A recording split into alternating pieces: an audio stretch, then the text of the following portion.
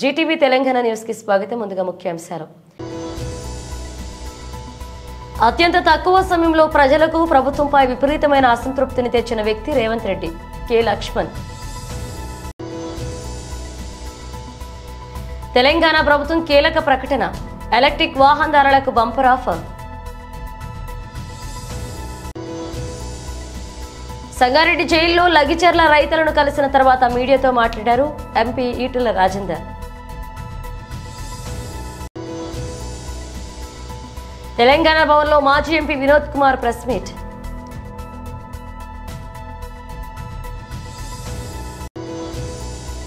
వ్యక్తిత్వ హననం చేసి శ్రీరంగ నీతులు చెప్పడం బాబుకే చెల్లు.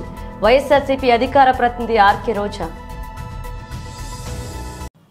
అలవికాని హామీలు ఇచ్చి 6 గ్యారెంటీలు అని మోసగిచ్చి అత్యంత తక్కువ సమయంలో ప్రజలకు ప్రభుత్వంపై విపరీతమైన అసంతృప్తిని తెచ్చిన మొదటి వ్యక్తి ముఖ్యమంత్రి రేవంత్ రెడ్డి అన్నారు. రేవంత్ రెడ్డి గారు అల్లవిగాని హామీలు ఇచ్చి 6 గ్యారెంటీలు, 420 హామీలు ఇవన్నీ కూడా అటకెక్కించేసి ఇప్పుడు సంవత్సరం పూర్తిగా వస్తూ ఉంది. రాష్ట్ర ప్రజల్లో ఒక తీవ్ర అసంతృప్తి నెలకొన్నది. రైతు రుణమాఫీ అన్నారు. 50% రైతులకు రుణమాఫీ చేయకుండా కేవలం 17,000 కోట్లతో సరిపెట్టి 31,000 కోట్ల రైతుల రుణాన్ని మాఫీ చేస్తామని చెప్పి చివరికి అనేక ఆంక్షలు, 50% రైతులు చేసిన అప్పులు తీర్చలేక, వడ్డీలు కట్టలేక ఆత్మహత్యలు చేసుకునే దుస్థితి తెలంగాణ రాష్ట్రంలో. రైతు భరోసా అన్నారు. రైతు బంధు పూర్తిగా బంధు పెట్టి 10,000 కాదు 15,000 ఇస్తాము, మాకు ఓటేయండి, గెలిపించండి, 15,000 ఎకరానికి ఇస్తామని చెప్పి సాగు చేసే ప్రతి రైతుకు వర్తింపజేస్తామన్నారు. కౌలు రైతులకు కూడా రైతు భరోసా ఇస్తామని చెప్పారు. దాదాపు 30 నుంచి 40% రైతులు కౌలు రైతులు. రైతు కూలీలకు కూడా ఆర్థిక సహాయం చేస్తామన్నారు. దాన్ని పూర్తిగా అటకెక్కించి సంవత్సరం అవుతున్నది. రైతు బంధు లేదు, రైతులకు భరోసా లేదు. ఈ ప్రభుత్వం మీద భరోసా కూడా రైతులు కోల్పోయారు. ఈ సంవత్సరం కాలంలోనే 1000 మంది రైతులు ఆత్మహత్యలు చేసుకునే దుస్థితి వచ్చిందంటే వీళ్ళ 6 గ్యారెంటీల అమలు కేవలం ఓట్ల కోసం మాత్రమే. రాహుల్ గాంధీ స్వయంగా అశోక్ నగర్ సిటీ సెంట్రల్ లైబ్రరీకి వచ్చి నిరుద్యోగ యువతకు కాంగ్రెస్ అధికారులకు వస్తే మొదటి సంవత్సరంలో 2 లక్షల ఉద్యోగాలు, ప్రభుత్వ ఉద్యోగాలు కల్పించడమే కాకుండా నిరుద్యోగ యువతకు నిరుద్యోగ భృతి కల్పిస్తామని చెప్పారు. కానీ వాళ్ళ 2 లక్షల ఉద్యోగాల సంగతి దేవుడెరుగు. ఉన్న ఉద్యోగాలే ఊరబెరికే పరిస్థితి. రూల్ ఆఫ్ రిజర్వేషన్ అమలు చేయకుండా నోటిఫికేషన్ ఇస్తే అశోక్ నగర్ సెంటర్ లో 1000 మంది యువత ఉద్యమిస్తే లాఠీలు జులిపించారు, తలలు పగలగొట్టారు. విద్యార్థులు అమ్మాయిలను చూడకుండా ఏ రకంగా లాక్కొని వెళ్ళి బంధించి జైలు పాలు చేశారు. మహిళలకు 4,000 పెన్షన్లు అన్నారు. ఈ సంవత్సరంలో యువత, రైతులు, మహిళలు అన్ని వర్గాల ప్రజలను మోసం చేసినటువంటి కాంగ్రెస్ గ్యారెంటీలు అంటే ప్రజలను వంచించి మోసం చేసి దగా చేయడమే కాంగ్రెస్ గ్యారెంటీ. కాంగ్రెస్ గ్యారెంటీ అంటే అవినీతి, కుంభకోణాలు, దానికి గ్యారెంటీ వాళ్ళ కాంగ్రెస్. వంశపారపర రాజకీయాలకు, కుటుంబ పాలనకు guarantee Congress party. Congress guarantee అంటే హిందువుల మనోభావాలు గాయపరిచి ముస్లిం సంతుష్టికరణ విధానాలు చేపట్టడమే కాంగ్రెస్ గ్యారెంటీ. దేశవ్యాప్తంగా ఇవాళ చర్చలు జరుగుతున్నాయి. హిమాచల్ ప్రదేశ్లో, కర్ణాటకలో, ఇవాళ తెలంగాణలో 3 చోట్ల ఈ గ్యారెంటీలన్నీ పూర్తిగా విఫలమైపోయి ప్రజలు తిరగబడుతున్నారు. ఎక్కడికక్కడ కూడా కర్రు కాల్చి వాత పెట్టారు. ఎలక్ట్రిక్ వాహనదారులకు తెలంగాణ ప్రభుత్వం అదిరిపోయే గుడ్ న్యూస్ చెప్పింది. 2026 చివరి దాకా అన్ని రకాల ఎలక్ట్రిక్ వాహనాలపై రోడ్ ట్యాక్స్ ను మినహాయిస్తున్నట్లుగా ప్రకటించింది. రాష్ట్రంలో కొనుగోలు చేసే అన్ని ఎలక్ట్రిక్ వాహనాలపై రిజిస్ట్రేషన్ ఫీజు 100% మినహాయింపు ఇవ్వాలని సీఎం రేవంత్ రెడ్డి సర్కార్ నిర్ణయించింది. ఈ మేరకు ప్రభుత్వం కీలక విధానపరమైన నిర్ణయం తీసుకుంది. రాష్ట్రంలో కాలుష్య నియంత్రణ లక్ష్యంగా కీలక ప్రకటన చేసింది. ఈ మేరకు గతంలో ఉన్న పరిమితులను రద్దు చేసి మరొక 2 ఏళ్ల వరకు ట్యాక్సులను రద్దు చేస్తూ జీవోను కూడా జారీ చేసింది. దీంతో ఎలక్ట్రిక్ ద్విచక్ర వాహనదారులు, కారు, టాక్సీలు, క్యాబ్లు, ఆటో రిక్షాలు, తేలికపాటి రవాణా వాహనాలు, బస్సులు కొనుగోలు చేసిన వారికి భారీ ఉపశమనం లభిస్తుంది. రాష్ట్రంలో కొనుగోలు చేసిన ఎలక్ట్రిక్ ట్రాక్టర్లకు కూడా ఈ ఆఫర్ వర్తిస్తుంది. సోమవారం నుంచి రాష్ట్రంలో నూతన ఈవీ పాలసీని అమలు చేయడంపై తెలంగాణ రవాణా శాఖ మంత్రి పొన్నం ప్రభాకర్ ఆదివారం మీడియాతో మాట్లాడారు. ఢిల్లీ తరహాలో హైదరాబాద్లో కాలుష్యాన్ని నివారించేందుకు ఈ విధానాన్ని తీసుకొచ్చామన్నారు. సోమవారం నుంచి ఎలక్ట్రిక్ వాహనాల నూతన విధానం అమల్లోకి వస్తుందన్నారు. అన్ని రకాల ఎలక్ట్రిక్ వాహనాలపై 100% పన్ను మినహాయింపు ఉంటాయని వివరించారు. आप लोग वो लोग पत्रकार हैं ना, आप लोग एकनाथ शिंदे जी, अजित पवार जी, अशोक चौहान जी, ये लोग हैं आपके नेता लोग। ये लोगों को दिखा के आपको पूरा हिंदुस्तान में महाराष्ट्र के बारे में अब गर्व से कुछ कहने के लिए कुछ है। तो मोदी जी महाराष्ट्र को उन लोगों को, क्योंकि गुजरात एंड महाराष्ट्र के बीच में सिबलिंग राइवलरी है पहले से, आप जुड़वा भाई है, तो उन लोगों को आप लोगों के ऊपर गुस्सा है, इसीलिए महाराष्ट्र राज्य में जो पॉलिटिकल सिस्टम को पूरा डिमोलिश कर दे के वो लोग राज्य चलाने के लिए कोशिश कर रहे हैं। बस महाराष्ट्र कांग्रेस बहुत सारे कांग्रेस लीडर्स जो है ओल्ड एज और नई लीडरशिप जो है कांग्रेस की प्रॉमिसिंग को सामने नहीं आ रही, और इस कैंपेन में वो दिखा, बहुत रेगुलरली दिखा, जहाँ जहाँ पर भी कांग्रेस की लीडरशिप पहुंचे, they cannot make the mark of their speeches or their aura to नहीं, उसके लिए तो आप ये Bharatiya Janata party WhatsApp university जो सर्कुलेट कर रहे हैं वो वही है। तेलंगाना में भी पहले वैसे ही बोलते थे, सरकार बनने से पहले सीनियर जूनियर्स के बाद भी दोनों के बीच में कुछ बात बनते नहीं तो आपस में लड़ ले रहे हैं। ये सब सारे हर बार सिमिलर हिमाचल में, सिमिलर कर्नाटक में, सिमिलर तेलंगाना में ऐसी सवाल बहुत बार आते थे, मगर उसका जवाब क्राइसिस में लीडरशिप एमर्ज होने वाले हैं। कभी भी इस देश को, इस पार्टी को क्राइसिस जब आएंगे तब नया नेता खड़ा होकर जनता के साथ लड़ने वाले नेता बनने वाले। Without crisis you can not expect any new leadership. अगर आप समझ रहे कांग्रेस में क्राइसिस है, इसका जवाब एक ही है, अभी नया लीडरशिप खड़ा होने वाले हैं, तो ये अच्छा है देश के लिए। సంగారెడ్డి జైల్లో లగిచర్ల రైతులను కలిసిన తర్వాత మీడియాతో మాట్లాడారు ఎంపీ ఈటెల రాజేందర్. బేషరతుగా ప్రభుత్వం క్షమాపణ చెప్పి పెట్టిన అక్రమ కేసులు విత్డ్రా చేసుకొని జైళ్లలో మగ్గేటువంటి వాళ్ళందరినీ కూడా విడుదల చేయాలని చెప్పి మొట్టమొదటి డిమాండ్ చేస్తుంది. రెండవ డిమాండు, వందల మంది పోలీసులతో దుర్మార్గంగా రాక్షసంగా ప్రవర్తించి ప్రజల్ని భయప్రాంతం గురి చేయడమే కాకుండా గుడ్లను కొట్టినట్టు కొట్టడమే కాకుండా పోలీస్ స్టేషన్లకు తీసుకుపోయి థర్డ్ డిగ్రీ, ఒక కాలు మీద ముగ్గురు పోలీసు వాళ్ళు, ఇంకొక కాలు మీద ముగ్గురు పోలీసు వాళ్ళు, రబ్బరు బెల్టులతో కొట్టడం ముగ్గురు, 2 గంటల పాటు 3 గంటల పాటు ఏ హింసకైతే పాల్పడరో, మానవత్వం లేని పద్ధతులలో ప్రవర్తించిందో అలాంటి పోలీసుల మీద చట్టపరమైన చర్యలు తీసుకోవాలని చెప్పి మేము ప్రభుత్వాన్ని హెచ్చరిస్తా ఉన్నాం.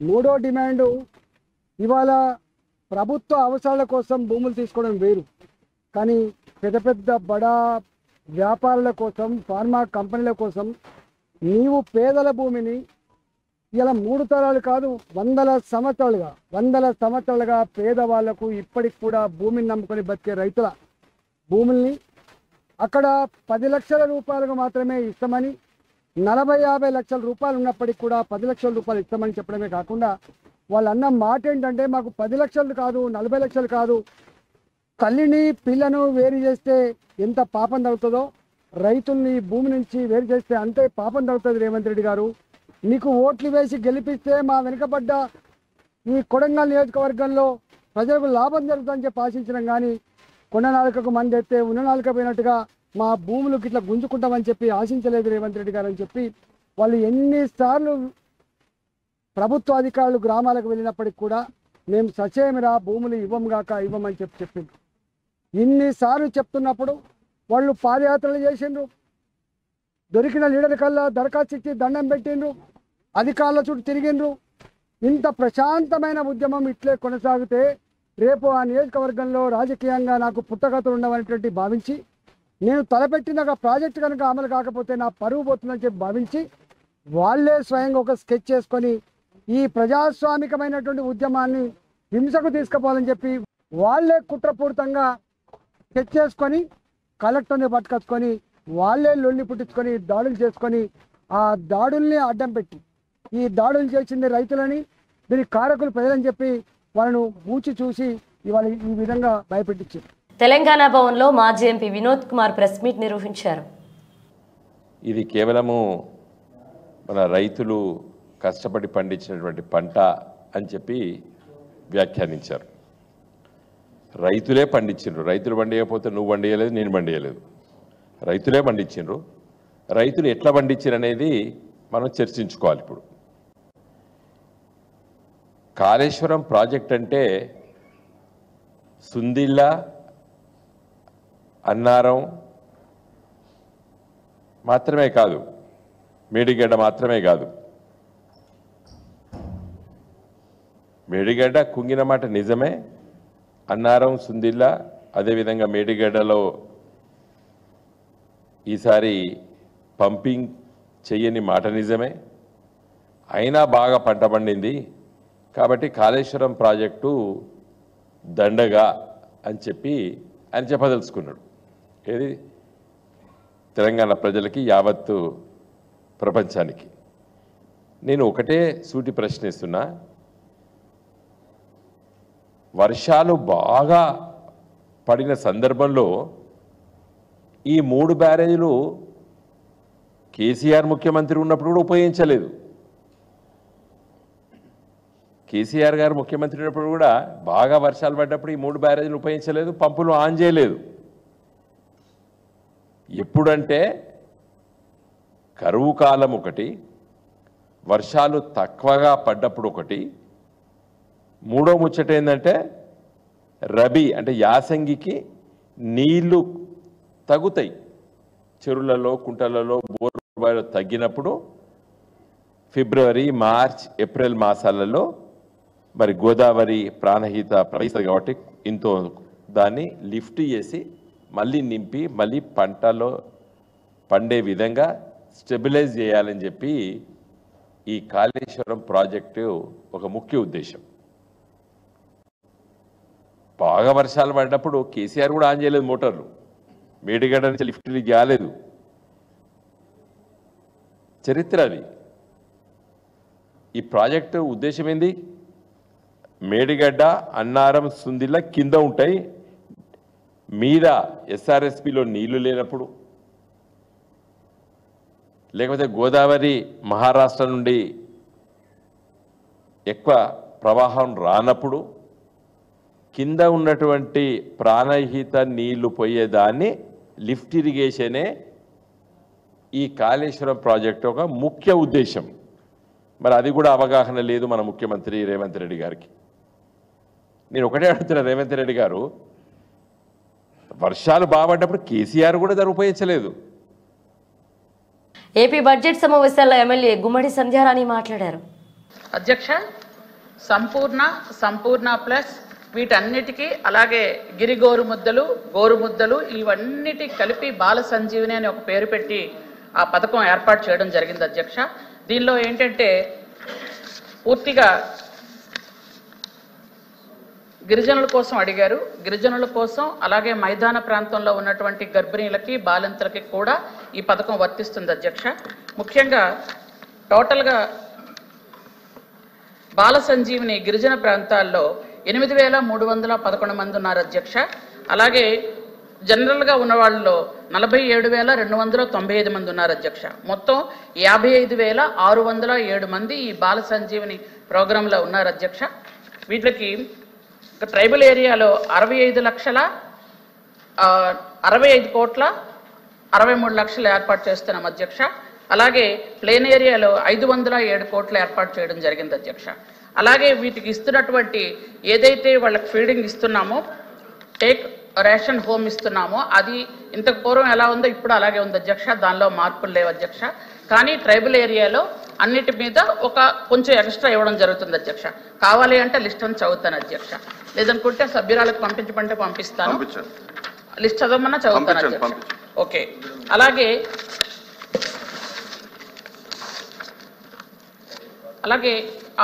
ఏదైతే సీమంతాలు కానీ, అన్నప్రాసన కానీ ట్రైబల్ ఏరియాలో చేసుకోలేని పేదవాళ్ళ కోసం, అలాగే మైదాన ప్రాంతాల్లో కూడా ఎస్టీ, ఎస్సీ, బీసీల్లో చాలా పేదవాళ్ళు ఉంటారు అధ్యక్ష.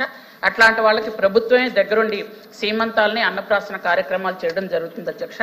అలాగే కిషోర్ వికాస్, అదేంటంటే హాస్టల్స్లో ఉన్న పిల్లలు కానీ, చదువుకున్న పిల్లలు అంటే 10th లోపు ఉన్న పిల్లలు, ఇంచుమించు ఇంటర్మీడియట్ లోపు ఉన్న పిల్లలకి రక్తహీనత కలిగిన అట్లాంటి వాళ్ళకి సంపూర్ణ పోషణ కింద ఇవ్వడం జరుగుతుంది అధ్యక్ష. వాళ్ళకి వాళ్ళని చాలా అంటే గుడ్ టచ్, బ్యాడ్ టచ్ ఇట్లాంటివి ఇప్పుడు సమాజంలో పరిస్థితులు బాగులేవు కాబట్టి వాళ్ళకి అన్ని విధాలుగా చెప్పడం కూడా జరుగుతుంది అధ్యక్ష. కిషోర్ వికాసం అనే, ఎందుకంటే 0 నుంచి 6 ఇయర్స్ అంగన్వాడీ సెంటర్స్లో చెప్తే కిషోర్ వికాస్ మాత్రం పిల్లలకి, కౌమార దశలో ఉన్న పిల్లలకు కూడా చెప్పడం జరుగుతుంది అధ్యక్ష. అలాగే న్యూట్రీ గార్డెన్స్ అంటే ప్రతి అంగన్వాడీ సెంటర్స్లో కూడా వెజిటబుల్స్ పెంచడం కానీ వాటిలో ఉపయోగించడం కానీ ఈ పథకం కూడా ఉంది అధ్యక్ష. దానికోసం ప్రతి అంగన్వాడీ సెంటర్కి 10,000 రూపాయలు ఇవ్వడం జరుగుతుంది అధ్యక్ష. అలాగే ఇంకుడు గుంతల కోసం 16,000 రూపాయలు ఇస్తున్నాం అధ్యక్ష. అలాగే అక్కడ ఉన్నటువంటి అంగన్వాడీ సెంటర్స్లో ఏవైనా చిన్న చిన్న రిపేర్లు జరిగితే, ఒక టేబుల్ పోయినా, చైర్ పోయినా, లేదంటే పెయింటింగ్ ఏవైనా ఇదైనా, లేదా పిల్లల కోసం ఏదైనా కావాలి అనుకుంటే వాళ్ళకి ప్రత్యేకంగా 19,500 రూపాయలు కూడా సంవత్సరానికి ఇవ్వడం జరుగుతుంది అధ్యక్ష. అలాగే ఇంతకుముందు చెప్పాను అధ్యక్ష, ఒక్కొక్క సెంటర్కి 1,00,000 రూపాయలు ఇస్తున్నాము. అక్కడ LED టీవీ, అలాగే వాళ్ళకి కావాల్సినటువంటి సామాన్లన్నీ కొనడానికి ఒక్కొక్క సెంటర్కి 1,00,000 రూపాయలు శాంక్షన్ కూడా జరిగింది అధ్యక్ష.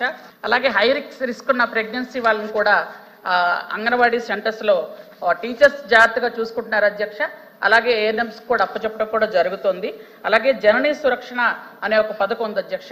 దానిలో ఏంటంటే సిజేరియన్ ఆపరేషన్ చేయాల్సి వచ్చినటువంటి మహిళలు ఎవరైతే ఉన్నారో వాళ్ళకి జాగ్రత్తగా ఈ పౌష్టికాహారం పెట్టిన తర్వాత సిజేరియన్ ఆపరేషన్ చేసి వాళ్ళకి మందులు అలాగే అన్ని ఉచితంగా వాళ్ళని తీసుకెళ్లి ఇంట్లో డ్రాప్ చేయడం కూడా జరుగుతుంది అధ్యక్ష. ఎందుకంటే వాళ్ళ ఆరోగ్యం గురించి కూడా అడిగారు కాబట్టి ఈ విషయాలన్నీ కూడా చెప్పడం జరుగుతుంది అధ్యక్ష. పోలీసులు తమ టోపీపై ఉన్న 3 సింహాలకి సెల్యూట్ చేయడానికి బదులు కూటమిలోని 3 పార్టీలకు సెల్యూట్ చేస్తున్నాయి. వ్యక్తిత్వ హననం చేసి శ్రీరంగ నీతులు చెప్పడం చంద్రబాబుకే చిల్లన్నారు. ఫేక్ ఐడీలతో వైఎస్ఆర్ కాంగ్రెస్ సోషల్ మీడియా యాక్టివిస్టులపై తప్పుడు ఆరోపణలు చేస్తున్నారని విమర్శించారు ఆర్కే రోజా. అలాగే మహిళలను కూడా చూడకుండా మా అందరి మీద నీచాతి నీచంగా పోస్టులు పెట్టి అవమానిస్తుంటే వారి మీద కేసు ఇవ్వడానికి వస్తే కనీసం ఆ కేసు ఏదైతే రిప్రజెంటేషన్ మేము ఇచ్చామో దానికి రిసీవ్ కాపీ ఇవ్వడానికి కూడా 10 ఫోన్లు చేయడానికి లోపలికి బయటకి తిరుగుతూ తర్జన భర్జన పడుతున్నారు. ఈరోజు ఇచ్చిన రిప్రజెంటేషన్కి ఒక రిసిప్ట్ ఇచ్చి ఆ తర్వాత దాంట్లో ఏముందో చదివి దాన్ని ఎలా ఇన్వెస్టిగేట్ చేయాలని పై ఆఫీసర్లని అడగటం మనం చూసాం. కానీ అసలు రిప్రజెంటేషన్ తీసుకొని రిసిప్ట్ ఇవ్వడానికే 100 సార్లు ఫోన్ చేయాల్సిన పరిస్థితి వచ్చిందంటే ఈ రాష్ట్రంలో పోలీసులు కూటమి ప్రభుత్వం యూనిఫామ్ వేసుకోకపోయినా వారికి పని చేస్తున్నారనేది స్పష్టంగా అర్థమవుతుంది. గతంలోనే చెప్పాం, ఇప్పుడు మళ్లీ చెప్తున్నాం, పోలీసులు మీ నెత్తి మీదున్న టోపీ మీదున్న ఆ 3 సింహాలకి సెల్యూట్ కొట్టి న్యాయంగా పనిచేయండి. అంతేగాని రాష్ట్రంలో 3 పార్టీలు కలిసి కూటమి ప్రభుత్వంగా ఉందని ఆ 3కి సెల్యూట్లు కట్టి ఏకపక్షంగా మీరు నిర్ణయాలు తీసుకోవద్దు. ప్రజలు తిరగబడే రోజులు వస్తాయని కూడా హెచ్చరిస్తున్నాం. ఈరోజు ఏ విధంగా తయారయ్యారంటే చంద్రబాబు నాయుడు చేయాల్సిన తప్పులన్నీ ఆయన చేస్తాడు, చేయిస్తాడు. ఎదుటి వాళ్ళ మీద నిందలు వేసి శ్రీరంగ నీతులు చెప్పడం మనం గమనించాం. వ్యక్తిత్వ హననం అనేది చంద్రబాబు నాయుడు చేయటంలో సిద్ధహస్తుడు. తనకి పిల్లనిచ్చిన ఎన్టీఆర్ గారికే బట్టలు ఇప్పించి కార్టూన్లు వేయించిన గనుడు. ఇప్పుడు ఎవరైతే డిప్యూటీ సీఎంగా ఉన్నారో ఆయన పక్కన ఆయన తల్లి గారి గురించి, అలాగే చిరంజీవి గారి కుటుంబ సభ్యుల గురించి, మహిళల గురించి తప్పుగా రాయించింది ఐటీడీపీ ద్వారా లోకేష్ గారు అన్న విషయం అప్పట్లో పవన్ కళ్యాణ్ గారు ట్వీట్ చేయడము, తన ఫేస్బుక్ లో పోస్ట్ చేయడం మనం అందరం కూడా గమనించాం. అలాగే జగన్మోహన్ రెడ్డి గారు ముఖ్యమంత్రిగా ఉన్నప్పుడే కనీస గౌరవం లేకుండా ఆయన మీద, ఆయన భార్య మీద, ఆయన తల్లిగారి మీద, ఆయన సోదరి మీద, ఆయన పిల్లల మీద ఎంత నీచాతి నీచంగా పోస్టులు పెట్టారో మనం అందరం కూడా గమనించాం. తప్పు చేసిన రోజు తప్పు జరిగింది అని చెప్పి వాళ్ళు క్షమాపణ కోరలేదు తెలుగుదేశం వాళ్ళు. ఆ తప్పు చేసిన వాళ్ళని శిక్షించేదానికి ముందుకు రావడానికి కూడా ఈరోజు ఆలోచిస్తున్నారు అంటే ఒకసారి ప్రజలు కూడా ఆలోచించాలి. సుకుమార్ దర్శకత్వంలో icon star Allu Arjun national crush Rashmika Mandanna జంటగా రూపొందుతున్న Pushpa 2 the rule movie December 5న ప్రేక్షకుల ముందుకు రాబోతుంది. ఎన్నో అంచనాల మధ్య విడుదల కానున్న ఈ సినిమా ట్రైలర్ లాంచ్ ఈవెంట్ ను బీహార్ రాజధాని నగరం పాట్నాలో ఆదివారం సాయంత్రం గ్రాండ్ గా నిర్వహించారు. సాయంత్రం 6:03 గంటలకు విడుదల చేసిన ఈ ట్రైలర్ కు ప్రేక్షకుల నుంచి చక్కటి స్పందన వస్తోంది. అభిమానులను ఉర్రూతలూగిస్తున్న పుష్ప 2 ట్రైలర్ పై దర్శక ధీరుడు రాజమౌళి కూడా స్పందించారు. పాట్నాలో వైల్డ్ ఫైర్ మొదలైంది, దేశమంతటా విస్తరిస్తుంది, డిసెంబర్ 5న పేలుతుంది, పార్టీ కోసం వేచి చూడలేను పుష్ప అని రాజమౌళి పేర్కొన్నారు. ఈ మేరకు ఎక్స్ వేదిక ఆయన స్పందించారు. కాగా పుష్ప 2 ట్రైలర్ సినీ ప్రేక్షకులను ఆకట్టుకుంటుంది. పుష్ప అంటే నేషనల్ అనుకుంటారా, ఇంటర్నేషనల్. పుష్ప అంటే ఫైర్ కాదు వైల్డ్ ఫైర్ వంటి డైలాగులతో పాటు ఇతర పంచ్ డైలాగులు ఆకట్టుకున్నాయి. ఇక 2021 చివరిలో వచ్చి దుమ్మురేపిన పుష్ప సినిమాకు ఇది సీక్వెల్ గా వస్తున్న విషయం తెలిసిందే. వచ్చే ఏడాది ఫిబ్రవరి మార్చిలో జరగనున్న championship trophy 2025 tournament Bharat Pakistan మధ్య దౌత్య సంబంధాలను మరింత అగాధంలోకి నెడుతోంది. పాక్ వేదికగా జరిగే ఈ టోర్నీకి భద్రతా కారణాల రీత్యా టీమిండియాను పంపించబోమని బీసీసీఐ ఇప్పటికే స్పష్టం చేసింది. బీసీసీఐ వైఖరి నచ్చని పాకిస్తాన్ భారత్ను రెచ్చగొట్టేలా ట్రోఫీ టూర్ను పీఓకేలోని పాక్ ఆక్రమిత కాశ్మీర్ పలు వేదికల్లో నిర్వహించేందుకు షెడ్యూల్ను రూపొందించింది. దీనిపై బీసీసీఐ తీవ్ర అభ్యంతరం వ్యక్తం చేయడంతో ఈ షెడ్యూల్ను ఐసీసీ నిలుపుదల చేసింది. పీఓకేలోని వేదికలు లేకుండా కొత్త టూర్ షెడ్యూల్ను శనివారం విడుదల చేసింది. ఈ నేపథ్యంలో టీమిండియా మాజీ దిగ్గజం కపిల్ దేవ్ ఆసక్తికరమైన వ్యాఖ్యలు చేశారు. ఐసీసీ ఛాంపియన్స్ ట్రోఫీ వేదికలు భారత్ పాకిస్తాన్ మ్యాచ్ జరిగే అవకాశాలపై కపిల్ దేవ్ తన ఆలోచనలను పంచుకున్నారు.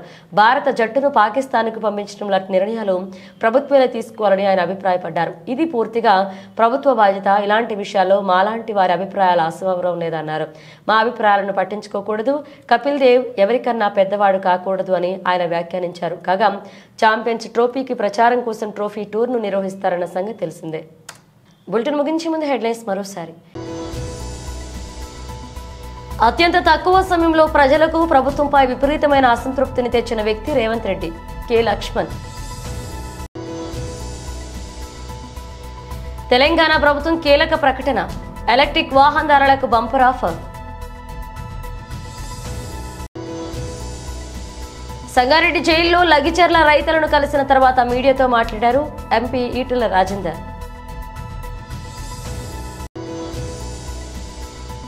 తెలంగాణ భవన్లో మాజీ MP Vinod Kumar press meet.